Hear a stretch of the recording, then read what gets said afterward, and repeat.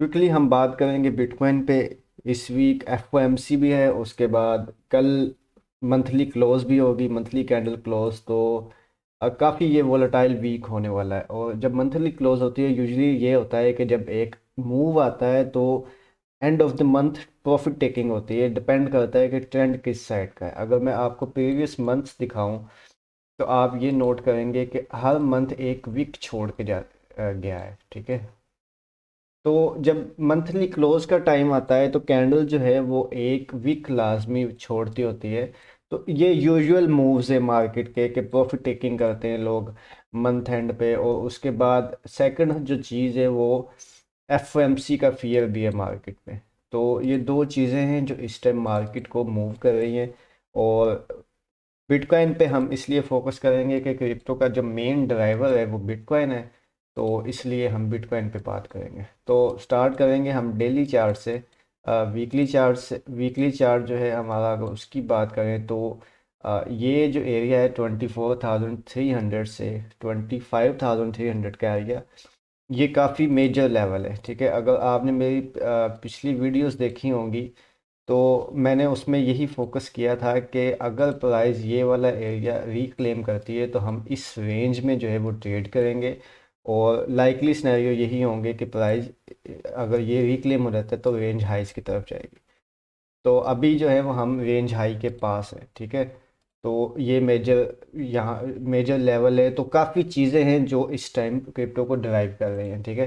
तो अच्छा, एक चीज़ जो है वो मैं आपको ये बताऊंगा कि अभी जो प्राइस यहाँ पे है तो हर दूसरा जो सोशल मीडिया का हैंडल है या हर दूसरा बंदा ये बोल रहा है कि प्राइस 24,000 से 25,000 तक जाएगी, ठीक है। तो ऐसा होता है कि जब हर मेजोरिटी जिस चीज़ को एक्सपेक्ट कर रही हो तो वो मार्केट प्रोवाइड नहीं करती। इसकी एग्जांपल मैं आपको ऐसे देता हूँ कि जब प्राइस यहाँ पे थी तो मेजोरिटी ये एक्सपेक्ट कर रही थी कि प्राइस 12,000 की तरफ जाएगी या प्राइस 14,000 की तरफ जाएगी। तो यहाँ पे लोग काफ़ी शॉर्ट्स ओपन कर रहे थे, ठीक है। तो अभी जैसे जब प्राइस यहाँ पे है तो मेजोरिटी ये एक्सपेक्ट कर रही है कि प्राइस जो है वो 24,000 से 25,000 की तरफ जाएगी, ठीक है। तो अब मेजोरिटी फिर अगर उसकी जो है वो यहाँ रेजिस्टेंस पे जब आ गई है तो मेजोरिटी बुलिश हो रही है। तो उसका यही इन दी एंड रिजल्ट होता है कि प्राइस जो है वो लोगों को ट्रैप कर देती है। अब कल की बात करें तो कल ये जो मूव आया है इसमें मोर देन 600 मिलियन की जो है वो लॉन्ग्स ओपन हुई थी, ठीक है। तो रेजिस्टेंस के पास जब लोग ऐसे बुलिश होते हैं तो मोस्ट लाइकली क्या होता है कि प्राइस रेजिस्टेंस से पहले ही रिवर्स हो जाती है, ठीक है। तो एक तो काफ़ी सारे फैक्टर्स हैं जो प्राइस को रेजिस्टेंस से पहले ही नीचे पुश कर रहे हैं, ठीक है। तो अब हम स्टार्ट करेंगे बीटीसी के डेली चार्ट से। हमारे पास फर्स्ट जो लेवल था वो ये वाली सप्लाई एरिया था, ठीक है। ये एरिया प्राइस ने ब्रेकआउट किया, यहाँ का कंसोलिडेट किया है। और उसके बाद हम अगेन ये वाले मेजर लेवल पे जो है वो फॉल कर रहे हैं, ठीक है। तो अभी क्या हम एक्सपेक्ट कर सकते हैं मार्केट से? ज़्यादा बेहतर सिनेरियो हमें लोअर टाइम फ्रेम्स दे सकते हैं, ठीक है। तो अभी ये है कि ये 4 आवर का चार्ट है तो हमारी प्राइस जो है वो इस टाइम जस्ट अंडर ये जो हाई था उसके अंडर ट्रेड कर रही है। तो अभी 2 घंटे हैं इस कैंडल को क्लोज होते हुए, ठीक है। अब ये कि अगर एक तो सिनेरियो ये है कि ये जो लेवल है अगर ये होल्ड हो जाता है और प्राइस यहाँ से बाउंस कर जाती है तो फिर ये लाइकली सिनेरियो होगा कि हम अगेन कंटिन्यूएशन कर देंगे टुवार्ड्स 24,300 और इवन 25,000, ठीक है। जस्ट इन केस यहाँ से प्राइस वापस बाउंस कर जाती है, क्योंकि 2 घंटे हैं अभी तो 2 घंटों में कुछ भी हो सकता है, ठीक है। और अगर यहाँ से प्राइस ये वो होल्ड नहीं करती तो फिर क्या होगा? फिर हम अगेन ये जो रेंज है इसके अंदर ट्रेड करने लग जाएंगे, ठीक है, ये वाली रेंज। तो अगर ऐसे होता है तो फिर जाहिर बात है ये जो कल ब्रेकआउट हुआ है that will be a trap for buyers. तो हम मोस्ट लाइकली क्या होगा कि प्राइस यहाँ से दोबारा नीचे चल जाएगी रेंज लोस की तरफ, ठीक है। यहाँ पे भी जा सकती है। तो मतलब प्राइस यहाँ अगर यहाँ से बाउंस बैक नहीं करती तो लाइकली सिनेरियो फिर यही है कि हम इवन इससे भी नीचे ड्रॉप करेंगे। तो जैसे मैंने कहा एफओएमसी का फियर है, ठीक है।